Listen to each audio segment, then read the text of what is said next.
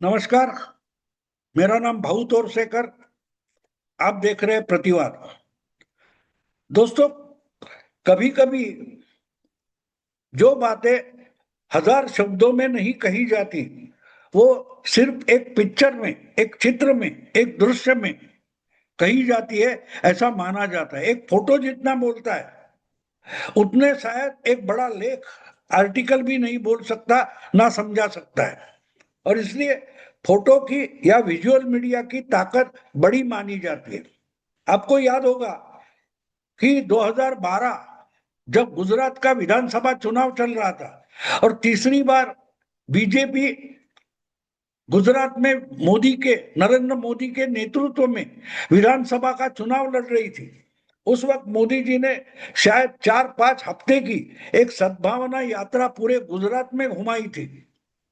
मोदी खुद यात्रा के साथ चल रहे थे और जहां रात का मुक्काम रहेगा वहां एक पंडाल लगा रहता था। उस पर मोदी जी आने वाले लोगों से, नागरिकों से मिलते थे।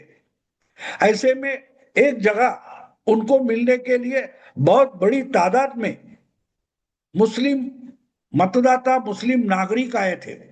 तो उसमें से एक मौलाना थे जो स्टेज पर पहुंच गए और मोदी से हस्तांदोलन करते हुए उन्होंने अपनी जो जालीदार टोपी होती है मुस्लिमों की, वो मोदी को भेंट देना चाहा, लेकिन मोदी ने उनको रोका था। नहीं, मैं टोपी नहीं लूंगा आपसे, ना पहनूंगा। उन्होंने कहा कि भाई टोपी नहीं देना है तो तुम्हारे कंधे पर पड़ी हुई शाल मुझे भेंट दे दो। और वहां मामला खत्म हो गया। लेकिन बहुत सारे कैमरे लगे थे, फोटो निकाले गए, रिकॉर्डिंग किया गया और उस पर देश की मीडिया में बहुत भारी चर्चा अगले 2 साल होती रही। जब मोदी जी देश के प्रधानमंत्री पद के रेस में उतर गए, तब तक उसकी चर्चा चलती रही कि मोदी ने इस्लाम का अपमान किया है, मोदी मुस्लिमों से नफरत करते हैं। इसके लिए मानो सबूत के तौर पर वो फोटो, वो रिकॉर्डिंग पेश किया जा रहा था। लेकिन वही फोटो, वही रिकॉर्डिंग, वही घटना बहुत कुछ जादू कर गई, चमत्कार कर गई, करिश्मा कर गई। क्योंकि इसी फोटो से एक सिग्नल नरेंद्र मोदी पूरे भारत को देना चाहते थे, पूरे भारत के वोटर को देना चाहते थे। उनके दिमाग में वहीं से था कि आगे चलकर 2014 के जो लोकसभा चुनाव आने वाले हैं, तब मुझे लोकसभा की रेस में उतरना है, तो उसकी तैयारी क्यों ना आज से शुरू करें। और बड़ी सोच समझकर मोदी जी ने ये आचरण किया था। अगर ऐसा रिकॉर्डिंग मिलता है, ऐसा फोटो मिलता है, तो पूरा सेक्युलर मीडिया, सेक्युलर बुद्धिजीवी, सेक्युलर पार्टियां, उनके नेता, अखबार अपने पर टूट पड़ेंगे। मोदी मुस्लिमों का दुश्मन है ये दिखाने के लिए ये सब दौड़ पड़ेंगे। ये मोदी जी बिल्कुल जानते थे। और दूसरी बात थी कि अगर उस पंडाल में मीडिया भी हाजिर था तो कम से कम 50 से ज्यादा कैमरे लगे हुए थे। तो ये अगर कैमरे में पकड़ा गया तो इसका अपप्रचार के लिए फायदा उठाया जाएगा, ये मोदी जी भी जानते थे। इसीलिए उस कैमरे में वो पकड़कर बहुत समय के लिए उस पर चर्चा हो, डिबेट हो, इसीलिए मोदी ने वो कृति की थी। उस एक कृति से मोदी जी ने एक बड़ा संदेश देश भर में फैले हुए हिंदू समाज को दिया था। जिस हिंदू समाज में इफ्तार पार्टी में हिंदू नेता, अलग अलग पार्टियों के हिंदू नेता इफ्तार पार्टी करते हैं, मुस्लिम टोपी पहनते हैं, लेकिन वही नेता राम मंदिर नहीं जाएंगे, राम मंदिर का विरोध करेंगे। ऐसे लोगों पर, ऐसे नेताओं पर, ऐसी पार्टियों पर, ऐसी विचारधारा पर बहुत सारे करोड़ों हिंदू है, उनको गुस्सा आता है कि ये जन्म से हिंदू है और मुस्लिम धर्म का आदर करते हैं, सम्मान करते हैं, उसके लिए मुस्लिम टोपी पहनते हैं, लेकिन हिंदू मंदिर पर कुछ नहीं करेंगे। ऐसे बड़े सेकुलर पार्टी के नेताओं पर बहुत सारे हिंदुओं का, करोड़ों हिंदुओं का गुस्सा था। एक दिन में वो फोटो, वो रिकॉर्डिंग हुई और फैलाई गई, सेकुलर मीडिया ने फैलाई, लेकिन उससे ही मोदी के लिए ऐसे दुखड़ा था हिंदुओं का, उनका एक वोट बैंक बन गया। यानी 2014 का चुनाव आने से पहले मोदी जी ने अपना एक हिंदू वोट बैंक तैयार कर लिया था, इस एक फोटो से, एक रिकॉर्डिंग से, कि मैं मुस्लिम धर्म का आचरण नहीं करूंगा, उसके लिए कोई झुकूंगा नहीं। तो लोगों के दिमाग में आ गया, कम से कम एक तो हिंदू में मर्द है कि वो मुस्लिमों के सामने, मौलवियों के सामने झुकता नहीं है। बस उससे मोदी की एक वोट बैंक हिंदुओं में बन गई। तो आचरण जो होता है, फोटो जो होता है, वो बहुत बड़ा संकेत देता है, बहुत बड़ा सिग्नल लाखों लाखों लोगों तक पहुंचा देता है।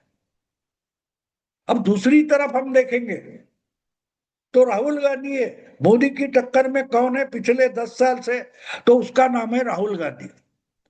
राहुल गांधी भी अपने आचरण से जो संदेश देना चाहते हैं, संकेत देना चाहते हैं, वो हमेशा गलत निकलता है।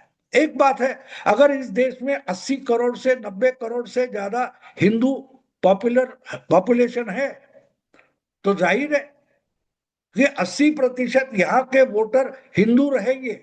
हर कोई अपने धर्म के लिए हिंदू इतना संवेदनाशील नहीं रहेगा, लेकिन कम से कम उसमें से 50-60% तो अपने धर्म के बारे में, आस्था के बारे में संवेदनशील तो रहते हैं। और अगर ऐसे लोगों को, यानी 80% या समझो 60-70 करोड़ संवेदनशील हिंदू का अपमान आप करोगे, तो आप उस वोटर को अपने से दूर करोगे। और राहुल गांधी, हम बार बार देखते हैं कि इसी तरीके से जो बहुमत है यहाँ का, हिंदू बहुमत है, उसकी भावनाओं को आहत करते हैं।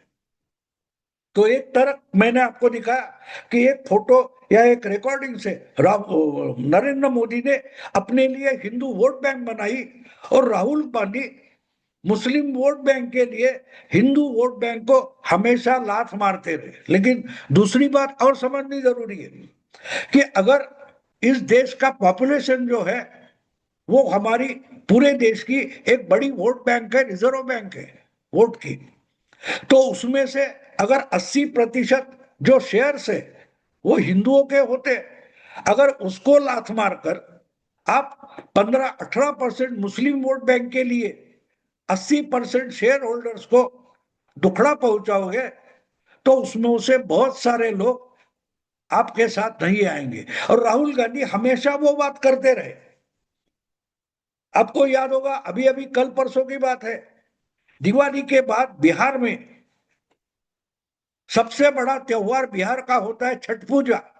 और छठ पूजा का मतलब आसपास आपके निवास के आसपास जहां कोई तालाब होगा, नदी होगी या समुंदर होगा, वहां जाकर आप उगते सूरज को अर्घ्य दे देते हो, पानी अर्पण करते हो। और छठ पूजा, उसको छठ छठ मैया भी बिहार में बोला जाता है। बिहार की जनता छठ पूजा के लिए बड़ी संवेदनशील होती है। लेकिन बिहार का चुनाव जारी है, अपने तरीके से बिहार की प्रादेशिक पार्टी राष्ट्रीय जनता दल, लालू की पार्टी, लालू का बेटा, वो उस वोटर को लुभाने की कोशिश कर रहा है। ऐसे में अचानक राहुल गांधी बिहार पहुंच जाते हैं और छठ पूजा का मजाक उड़ाते हैं। उन्होंने कहीं देखा होगा कि मोदी जी भी छठ पूजा में शामिल हो गए, तो मोदी की मजाक उड़ाते उड़ाते राहुल गांधी ने ऐसा गलत बयान किया कि मोदी की छठ पूजा तो नौटंकी है। अब मोदी की अलग रहता है और छठ पूजा अलग होती है, लेकिन मोदी का मजाक उड़ाते उड़ाते राहुल गांधी ने छठ पूजा की मजाक उड़ाई, तो उसका तो प्रभाव चुनाव पर पड़ेगा, जरूर पड़ेगा। अब बाद में आप बोलोगे नहीं नहीं उन्होंने मोदी के बारे में बोला था, वो खुलासे से कुछ नहीं होता, खुलासा कुछ काम का नहीं होता, क्योंकि छठ पूजा ये बिहार के लिए संवेदनशील मामला है, आस्था का मामला है, धर्म का मामला है। तो बात ये होती है, तो उसके बाद यानी ये सब उस पर चर्चा हो गई। तो कल परसों की बात है, मैं ओमकार चौधरी और हमारे नोएडा के ओमकार चौधरी है, या पटना का अभिषेक तिवारी है, या अपने जयपुर के हमारे संजय दीक्षित है, उनके साथ मेरे पॉडकास्ट थे पिछले 2-3 दिन से। तो उसमें ये सवाल आ गया कि राहुल गांधी क्या कर रहे हैं।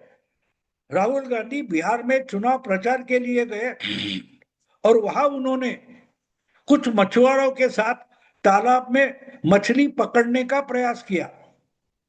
अब बात यह है कि राहुल गांधी जहां भी जाएंगे, पब्लिक लाइफ में जाएंगे, तो उनके साथ आज के जमाने में कम से कम 10-12 कैमरे तो रहते, अलग अलग चैनल के हो गए, उनकी खुद की कैमरामैन की टीम है। और उसके सिवा आजकल हमारे देश में अगर 80-90 करोड़ लोगों के हाथ में स्मार्टफोन है, तो उस फोन में भी कैमरा होता है। जहां कोई भी कुछ भी अजीब हरकत दिखाई देती है, तो लोग हमेशा उसको रिकॉर्डिंग करते हैं उसका अपने स्मार्टफोन पर। तो राहुल गांधी तालाब में मछली पकड़ने गए, तो बात साफ थी, कम से कम 150-200 कैमरे लगे हो गए, मीडिया के हो गए, और प्राइवेट स्मार्टफोन के कैमरे थे। तो राहुल गांधी मछली पकड़ने वाले मछुआरों के साथ नौका में बैठकर पानी में उतर गए। नौका से जाते जाते उन्होंने अचानक नौका से तालाब में डुबकी मारी, उनके साथ उनके सिक्योरिटी वाले भी उन्होंने कूद पड़े। तो इसके बारे में मेरी राय क्या है, मुझे क्या लगता है, ये तिवारी ने भी पूछा, बाकी लोगों ने भी पूछा, अभिषेक ने भी पूछा, ओमकार जी ने पूछा। तो मैंने बोला कि इसका मतलब साफ है, राहुल गांधी तेजस्वी यादव को डुबाना चाहते हैं। और डुबाने का मतलब साफ है, आपको वो शेर मालूम होगा कि हमको तो अपनों ने डुबाया, दुश्मनों में कहा दम था, हमारी नैया वहां डूबी जहां पानी कम था। तो राहुल गांधी ने पहले ही चुल्लू भर पानी में अपनी पार्टी, इतनी बड़ी 150 साल की पार्टी कांग्रेस को डुबाया है। और चुल्लू भर पानी में इतनी बड़ी पार्टी डुबाने का चमत्कार राहुल गांधी ने करके दिखाया। अब आहिस्ते आहिस्ते राहुल गांधी अपने मित्र दलों को भी डुबाने की कोशिश में लगे हुए हैं। एक बात तो साफ है, मैं मानता हूं कि ये राहुल का पागलपन नहीं है। वो जानते हैं कि जब तक क्षेत्रीय पार्टियां मरती नहीं, खत्म नहीं होती, तब तक कांग्रेस को संजीवनी नहीं मिलेगी।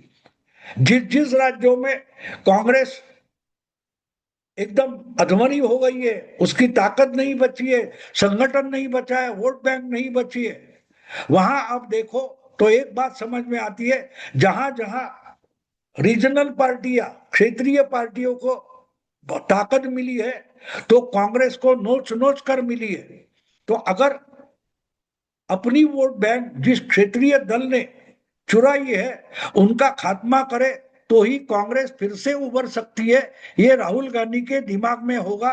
और इसलिए कहीं आम आदमी पार्टी को दिल्ली में हराओ, महाराष्ट्र में उद्धव ठाकरे की पार्टी को हराओ, और कहीं दूसरी कोई पार्टी होगी, जनता दल सेक्युलर होगा, या जनता दल और कोई होगा, अगर वो क्षेत्रीय पार्टियां मर जाती है, तो उसका वोटर जो बीजेपी के खिलाफ होगा, वो कांग्रेस के साथ जुड़ जाएगा। और यही समझकर ममता दीदी बंगाल में कांग्रेस के साथ हाथ नहीं मिलाती, क्योंकि उसको मालूम है कांग्रेस को क्षेत्रीय पार्टियां खत्म करनी है। तो तालाब में मछली पकड़ने गए राहुल गांधी एक इशारा दे रहे हैं अपने महागठबंधन को, इंडी गठबंधन को इशारा दे रहे हैं, अब की बार डुबकी मार, यानी कांग्रेस को बढ़ावा ना मिले तो चलेगा लेकिन आरजेडी डूबनी चाहिए। तो बात साफ है, जहां तेजस्वी यादव को और लालू की पार्टी को डुबाना है, वहां डूबने जितना पानी है कि नहीं, ये चेक करने के लिए शायद राहुल गांधी ने डुबकी मारी है तालाब में। लेकिन उसका सीधा सीधा फोटो से मिलने वाला सिग्नल साफ है। राहुल गांधी अपने कार्यकर्ताओं को बता रहे कि हमको सत्ता में आना नहीं है, हमको ज्यादा से ज्यादा सीटें नहीं जीतनी है, जितनी हो सके तेजस्वी की सीटें कम करनी है, तेजस्वी की पार्टी को डुबाना है। और इसलिए राहुल गांधी का ये जो पिक्चर है तालाब में कूदने का, वो एक ही बात बोलता है, अब की बार डुबकी मार। दोस्तों, अगर ये वीडियो पसंद है तो लाइक कीजिए, शेयर कीजिए और प्रतिवाद को सब्सक्राइब कीजिए। नमस्कार।